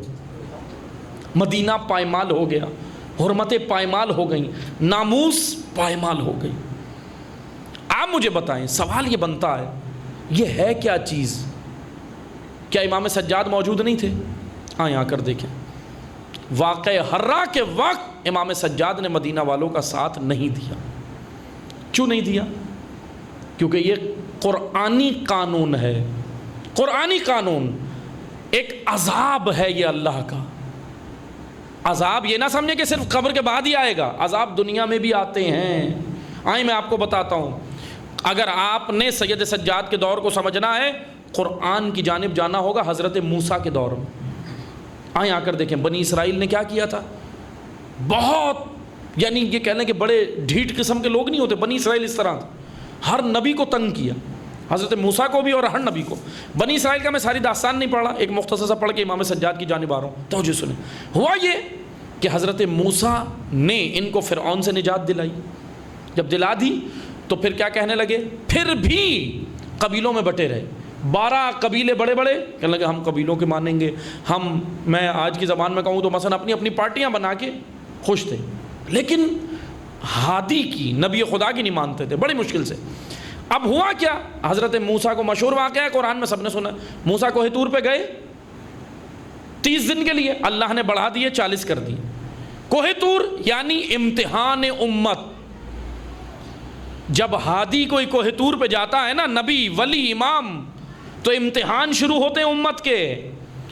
آج مجھے بتائیں 40 دن کے لیے موسیٰ کوہ طور پہ گئے، امت کے اندر ایک سامری پیدا ہو گیا، سامری نے گمراہ کر دیا نا قوم کو، کر دیا فوراً 40 سالہ محنت موسیٰ کی، 40 دن میں سامری اتنا پاورفل تھا؟ نہیں، سامری پاورفل نہیں تھا، قوم بے شعور تھی، کیونکہ سامری وہیں پہ کامیاب ہوتے ہیں جہاں قومیں بے شعور ہوں۔ جب قوموں میں شعور ہو تو پھر وہ موسیٰ اور سامری میں فرق رکھتے ہیں، پھر وہ پہچان جاتے ہیں کہ موسیٰ کے بعد اللہ نے ہمارا ہادی ہارون کو بنایا تھا، وہ پہچان جاتے ہیں، ورنہ پھر کیا ہوتا ہے، پھر سامری آ جاتے ہیں۔ آئیں آ کر دیکھیں، امت موسیٰ میں ایک سامری آیا، امت محمدی میں کئی سامری آئے، کئی آئے۔ حضور کی آنکھ بند ہوئی، اعلان ولایت غدیر میں ہوا، موسیٰ رسول نے کیا کہا تھا، اے علی میری نسبت تمہیں وہی ہے جو ہارون کو موسیٰ سے تھی، وہی تھی نا، بس میرے بعد کوئی نبی نہیں آئے گا، تم نبی نہیں ہو لیکن میرے جانشین ہو۔ کیا ہوا، سامریوں نے گھوسالہ بنایا۔ کیا گھوسالہ بنایا؟ اس گھوسالے کا نام سقیفہ تھا، چلتا رہا وہ گھوسالہ، امت لگی رہی اسی میں، لگی رہی۔ جب گوسالوں کی پیروی کرو گے پھر اللہ عذاب دیتا ہے، ہادی کو چھوڑ دیا۔ آئیں موسیٰ علیہ السلام واپس آئے، موسیٰ اور حسین ابن علی، موسیٰ علیہ السلام اور امیر المومنین موسیٰ علیہ السلام اور امام سید الساجدین، بالکل مماثلت رکھتا ہے پورا دور، ایک ہی دور ہے۔ پڑھ کے دیکھیں تاریخ، اٹھا کر دیکھیں تاریخ کے اوراق۔ موسیٰ واپس آئے، مختصر داستانیں سب نے سنی ہے، میں پوری نہیں پڑھ رہا۔ ہارون نبی خدا کو اپنے جانشین کو کہا یہ کیا ہوا، سب سامری کے پیچھے۔ ہارون نے کہا میں نے بہت سمجھایا لیکن یہ نہیں سمجھے، بے شعور ہیں۔ سامری نے آ کے ان کے سامنے ڈگڈگی بجائی، سامری نے آ کے کہا کہ یہ ہوگا وہ ہوگا۔ سب سے پہلے خواتین نکلی، خواتین کے پیچھے پیچھے مرد۔ میں آج کی زبان میں کہوں معذرت، جملہ عجیب ہے، جورو کے غلام، وہ سارے پیچھے۔ جورو کہاں جا رہی ہے؟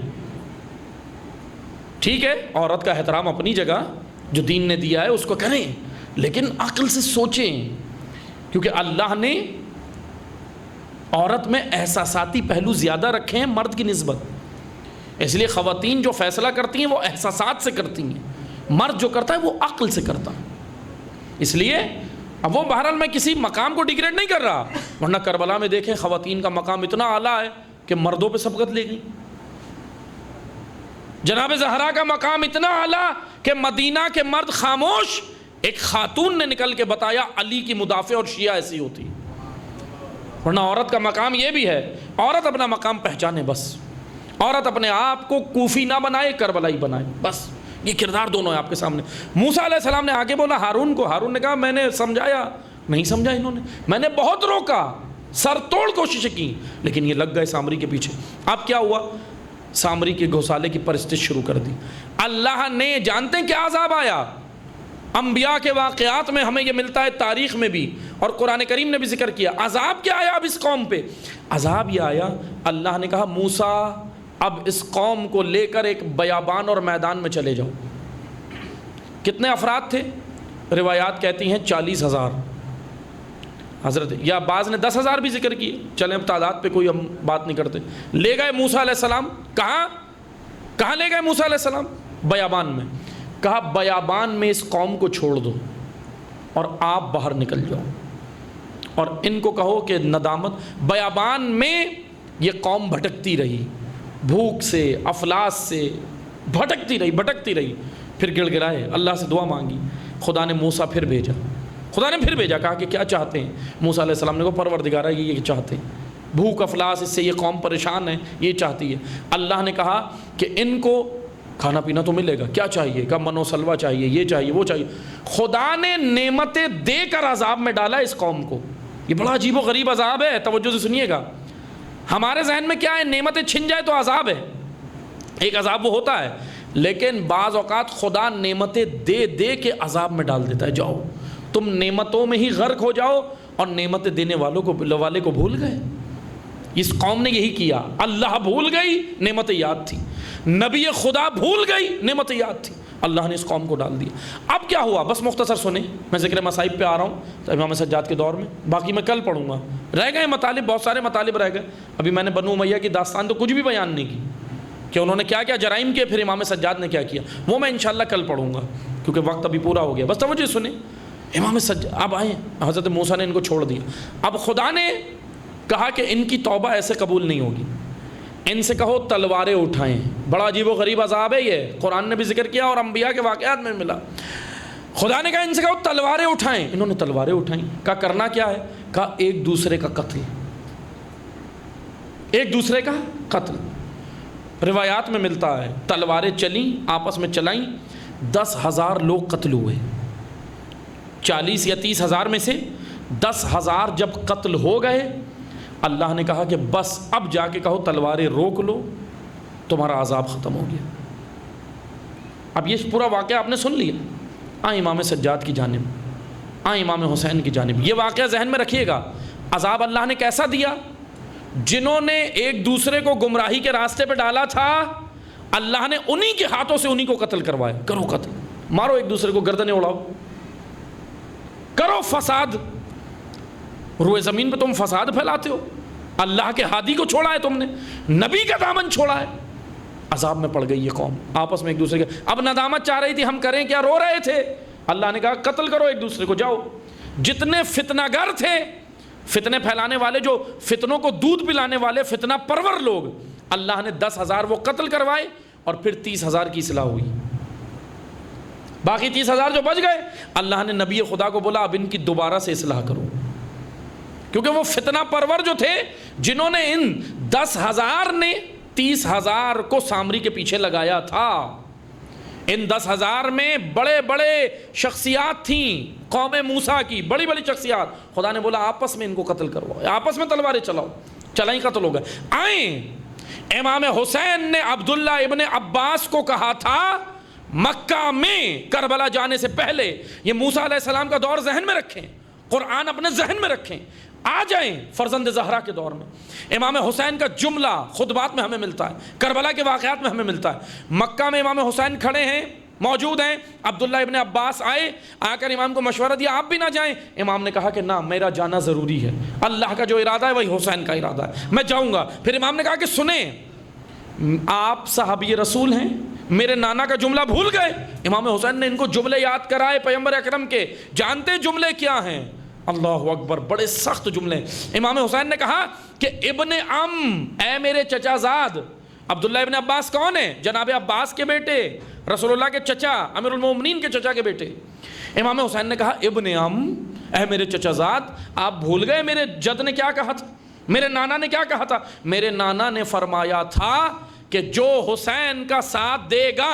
امام حسین مکہ میں کھڑے ہو کے رسول اللہ کے جملے کوٹ کر رہے تھے، رسول اللہ کے جملے نقل کر رہے تھے، اور ان صحابی رسول کو یاد دلا رہے تھے کہ سنو، آپ سنیں، میرے نانا نے کیا کہا تھا میں دوبارہ آپ کو یاد دلاتا ہوں، شاید آپ کی یادداشت کمزور ہو گئی ہو، شاید آپ بھول گئے ہوں، لیکن میں نہیں بھولا۔ امام نے کہا کہ سنیں میرے نانا نے کیا کہا تھا کہ جو حسین ابن علی کا ساتھ دے گا اللہ اس قوم کو سرخرو کرے گا، لیکن جس نے حسین کا ساتھ چھوڑا، اب امام حسین کا جملہ میں پڑھ رہا ہوں، خطبے کا جملہ، امام کے جملے، یہ میرے نہیں، امام حسین کے جملے۔ امام نے کہا جس نے امام حسین کا ساتھ چھوڑا، میرے نانا نے کہا تھا جس نے حسین کا ساتھ چھوڑا اللہ اس قوم کو ایسا ذلیل و رسوا کرے گا کہ اس قوم کی حالت فرام المرا سے بدتر ہو جائے گی۔ فرام، فیر الف میم، فرام کپڑے کو کہتے ہیں، مرا عربی زبان میں عورت کو کہتے ہیں۔ فرام کون سے کپڑے کو کہتے ہیں؟ عورت کا وہ نجس کپڑا جو وہ ماہواری میں استعمال کر کے پھینکتی ہے، گندا کپڑا، نجس کپڑا۔ امام نے کہا اے ابن عم، میرے جد نے کہا تھا اگر جو قوم حسین ابن علی کا ساتھ چھوڑے گی اللہ اس قوم کی حالت عورت کے استعمال شدہ نجس کپڑے سے بدتر کر دے گا۔ کیا ہے یہ واقعہ ہر رہا؟ کیا ہے یہ واقعہ ہر رہا؟ بعض لوگ اعتراض کرتے ہیں امام سجاد تو موجود تھے، کیوں مدینہ والوں کو نہیں بچایا؟ ہادی کے ہوتے ہوئے کیسے وہ لشکر آ گیا، امام نے کیوں نہیں بچایا؟ آئیں آ کر دیکھیں واقعہ ہررا کے وقت امام سجاد نے مدینہ چھوڑ دیا، مدینہ سے باہر نکل گئے تھے۔ شاید، میں حتماً تو نہیں کہتا، لیکن شاید یہ عذاب الہی ہو، اللہ نے ہادی ہٹا لیا، ہادی ہٹا لیا نا، وہاں سے موسیٰ علیہ السلام کو بولا میدان میں ان کو چھوڑ کے نکل جاؤ باہر اور کہو ایک دوسرے کو قتل کریں۔ یہاں امام سید سجاد مدینہ چھوڑ کے باہر نکل گئے، اپنے گھر والوں کو لے کر، اقربا کو لے کر باہر چلے گئے، اور پھر مسلم ابن عقبہ آیا، مدینہ تاراج ہو گیا۔ اب بعض لوگ کہتے ہیں معاذ اللہ امام سجاد پہ بلیم ڈالتے ہیں، بعض نے تاریخ میں ایسی باتیں بھی لکھی امام سجاد مدینہ کو بچا لیتے، یہ ہو جاتا وہ ہو جاتا۔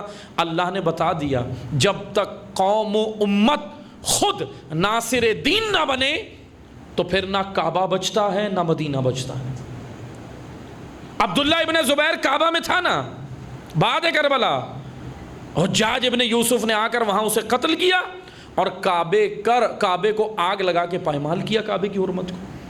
اور وہی حسین ابن علی جو کعبے کو بچانے کے لیے نکلے، امام نے عبداللہ ابن زبیر کو کہا تھا کہ میں وہ مینڈھا بننا نہیں چاہتا جس کی وجہ سے کعبے کی حرمت پائمال ہوگی۔ مینڈھا بھیڑ کے نر کو کہتے ہیں، بھیڑ ہوتا ہے نا جانور، اس کا جو نر ہوتا ہے میل، اس کو کہتے ہیں مینڈھا۔ یہ میں جوانوں کے لیے بتا رہا ہوں یہ جملہ، مینڈھا۔ امام نے کہا کعبے کی حرمت میرے جد نے، مولا علی نے کہا میرے بابا نے بتایا تھا، امام حسین نے عبداللہ ابن زبیر کو کہا کہ میرے بابا علی نے بتایا تھا کعبے کی حرمت ایک مینڈھے کی وجہ سے پائمال ہوگی، اور وہ مینڈھا میں بننا نہیں چاہتا، میں کعبے کی حرمت بچاؤں گا۔ امام نے نکل گئے۔ اب آئیں، یہ عبداللہ ابن زبیر کعبے کا غلاف پکڑ کے بیٹھا رہا، لیکن اللہ نے وہیں اسی ظالم کے ذریعے سے یہ مارا گیا، حجاج ابن یوسف کے ذریعے۔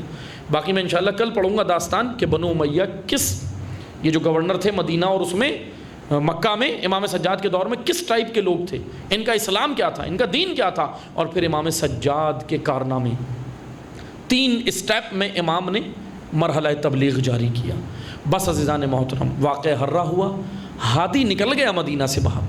اب سوچے امت اسلامیہ کیا تھا، یہ عذاب الہی تو نہیں تھا؟ اور واقعاً جب حسین جیسا رہبر چھوڑو گے تو پھر کیا ہے، نعمتیں آئیں گی ہمارے اوپر، عذاب ہی آئے گا۔ پھر تو عذاب میں ہی ہے نا، جب حسین جیسا رہبر تم نے قتل کروا دیا۔ حسین مدینہ سے نکلتے ہوئے کہہ رہے تھے کہ میں امر بالمعروف کے لیے جا رہا ہوں، انسانی اقدار، ہیومن ویلیوز۔ بس میں نے شروع میں آپ کو کہا تھا نا کہ کربلا کا مقصد جزیات ہیں بہت ساری، نماز، روزہ، حج، زکوٰۃ، یہ سب امام نے بچایا، لیکن ایک کلی مقصد کربلا کا ہے ہیومن ویلیوز بچانا، اقدار انسانی مر گئی، غیرت، حریت، حماسہ، غیرتیں اندر مر گئیں۔ حسین ابن علی وہ امام ہے جو غیرت امت کی زندہ کرنے چلا ہے، لیکن اس غیرت کو زندہ کرنے کے لیے حسین کو علی اصغر بھی دینا پڑا۔ ایسے زندہ نہیں ہوئی یہ غیرت دینی، اللہ اکبر، ایسے زندہ نہیں ہوئی یہ غیرت۔ اس غیرت امت کو زندہ کرنے کے لیے حسین نے عباس کے بازو قربان کیے۔ عزادارو روتے ہوئے ایک ہی آرزو کرنا، پروردگارا یہ تاریخی عبرتیں ہیں، مجھے حسین کا ناصر بنانا، بس یہ آرزو ہونی چاہیے ہماری روتے ہو۔ وقت کا امام جو پردہ غیب سے ہے وہ ہم سے پرسہ بھی لے رہا ہے، لیکن دیکھ بھی رہا ہے ان مجلسوں میں ناصر تیار ہو رہے ہیں۔ اللہ اکبر۔ اس امام کے سینے پہ، اس امام کے دل پہ کتنے زخم ہیں بتائیں مجھے۔ کربلا کا زخم ہے، جنت البقیع کا زخم ہے اس امام کے، جو پردہ غیب میں ہے، وہ ہم سے پرسہ لینے آتا ہے۔ اس امام کے دل نازمین پر جانتے ہیں کس کس کے زخم ہے؟ کربلا کا زخم ہے، جنت البقیع کا زخم ہے، اور سن سکو گے زہرا کی پسلیوں کا زخم ہے۔ اجرکم اللہ۔ بھولے نہیں امام مدینہ میں زہرا پہ دروازہ گرنا۔ اجرکم اللہ، اجرکم اللہ۔ جانتے ہو وہ امام کیا کہتا ہے زیارت ناہیہ میں؟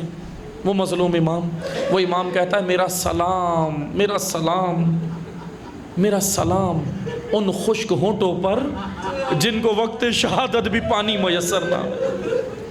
کبھی امام یہ جملہ کہتے ہیں، کبھی وہ امام کہتے ہیں میرا سلام، میرا سلام۔ جو جملہ سننا عزادارو بہت سخت جملہ، دعا کرو میں پڑھ سکوں۔ امام کہتے ہیں میرا سلام میرے جد پر، میرے جد پر جن کی گردن کو 13 ضربوں سے کاٹا گیا۔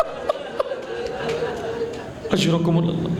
پھر اس کے بعد ایک اور جملہ کہتے ہیں، اور سخت جملہ ہے، کہا میرا سلام اس یتیمہ پر جس کے رخسار کی رنگت کربلا سے کوفہ، کوفہ سے شام تبدیل ہوتی رہی۔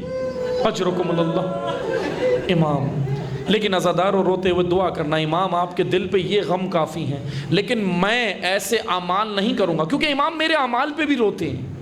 اللہ اکبر۔ جب شب جمعہ میرے اعمال جاتے ہوں گے، امام کیا کہتے ہوں گے؟ یہ میرا چاہنے والا، یہ میرا نام لینے والا، یہ دنیا میں میرے نام سے منسوب ہے، اور اس کے اعمالوں کی وجہ سے میں رو رہا ہوں۔ بس عزادارو، ہم کربلا کے زخم تو امام کے کم نہیں کر سکتے، لیکن اپنے اعمال تو اچھے بنا سکتے ہیں۔ بس عزادارو، دین پائمال نہ ہونے دینا۔ حسین نے یہ غیرت کیسے زندہ کی امت کی؟ اکبر دیا، اللہ اکبر، علی اکبر جیسا جوان دیا، قاسم ابن حسن جیسا بھتیجا دیا، اور سن سکو گے سب سے بڑھ کر حسین ابن علی نے ناموس کی ردائی بھی دی۔ اجرکم اللہ۔ بس دل کھول کے پرسہ دینا، میں 2 جملے پڑھوں گا، آپ کی زحمت تمام۔ ناموس کی ردائیں دی، ناموس کی ردائیں۔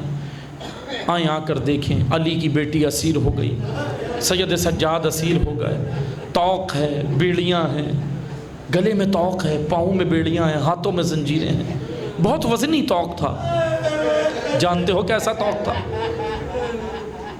بعض مقاتل میں لکھا ہے اتنا وزنی طوق تھا، سید سجاد جب چلتے تھے تو کمر جھک جاتی تھی۔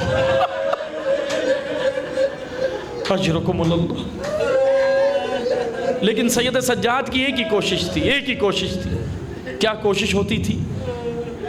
ادھر بلاتے تھے، نو کے نیزہ پہ جو سر لے کے چل رہا تھا نا، اس کو بلا کے کہتے تھے ذرا سر شہداء بیبیوں سے آگے لے جا۔ غیرت کا امام ہے سید سجاد، غیور امام ہے سید سجاد۔ کس طرح سجاد نے یہ منظر دیکھا، ہم تو سن کے رو رہے ہیں، سجاد نے کس طرح یہ منظر دیکھا۔ بس عزادارو ایک منظر سننا، بازار کوفہ آیا، ایک منظر سننا۔ راوی کہتا ہے کہنے لگا کہ میں نے ایک منظر دیکھا، ہجوم زیادہ تھا۔ بس آخری جملے سننا، 2 جملے۔ کہنے لگا ہجوم زیادہ تھا، مجھے نظر نہیں آ رہا تھا، لیکن میں کوشش کر کے آگے آیا۔ آخری جملے سننا، کہہ رہا میں کوشش کر کے آگے آیا اور میں نے کہا میں منظر دیکھوں۔ میں نے دیکھا کہ چند بیبیاں ہیں، ان کے ہاتھوں میں رسیاں ہیں، ان کے ہاتھ پشت سے بندھے ہوئے ہیں، اور کچھ بچے ہیں اور بچیاں بھی ہیں ساتھ ہیں جو ان کے چل رہے ہیں۔ عزادارو سننا، کہہ رہا میں نے ایک منظر دیکھا، لیکن بڑا عجیب منظر تھا بازار کا۔ کہا مجھ سے رہا نہیں گیا، میں ذرا مجمع کو چیرتا ہوا آگے آیا۔ کہا منظر کیا تھا؟ کہا منظر یہ تھا کہ بیبیاں جب بازار میں چلتی تھیں نا، ان کے چلنے کا انداز یہ تھا۔ اب یہ راوی کہہ رہا ہے، اپنا کلیجہ تھام کے سننا، کہتا ہے کہ ان کے چلنے کا انداز یہ تھا کہ تھوڑی دیر چلتی تھی کمر اٹھا کر، اور تھوڑی دیر بعد کمر جھکا لیتی تھی۔ کبھی بیبیاں کمر اٹھاتی تھی، کبھی بیبیاں کمر جھکاتی تھی۔ راوی کہتا ہے مجھ سے برداشت نہیں ہوا، میں اور آگے بڑھا اور آگے آیا۔ میں نے کہا یہ کیا منظر ہے؟ نظر تو آ رہا تھا لیکن شور تھا۔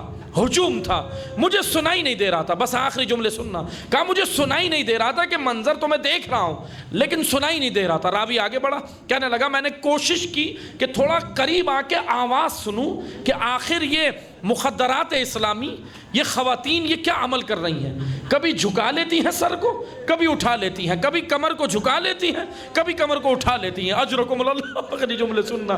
راوی کہتا ہے کہ میں آگے آیا اور میں نے آ کے جب آواز سنی تو مجھے پتا چلا، کہہ رہا میں نے منظر یہ دیکھا کہ ایک رسی ہے، اس میں بیبیوں کے ہاتھ اور ایک بچی کا گلا بندھا تھا۔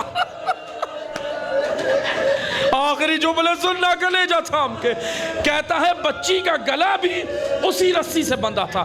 کہہ رہا ہے بیویاں جھکتی ہیں اٹھ جاتی ہیں، کمر جھکاتی ہیں اٹھا لیتی ہیں، کمر جھکاتی ہیں اٹھا لیتی ہیں۔ کہہ رہا میں آگے آیا، میں نے آ کے جب کان لگا کے غور سے سنا تو جانتے ہو کیا آواز تھی؟ جب بیویاں کمر جھکاتی تھی تو کوئی آواز نہیں تھی، لیکن جب کمر اٹھاتی تھی بچی کہتی تھی پھوپھی اماں میرا گلا دکھتا، پھوپھی اماں میرا گلا دکھتا۔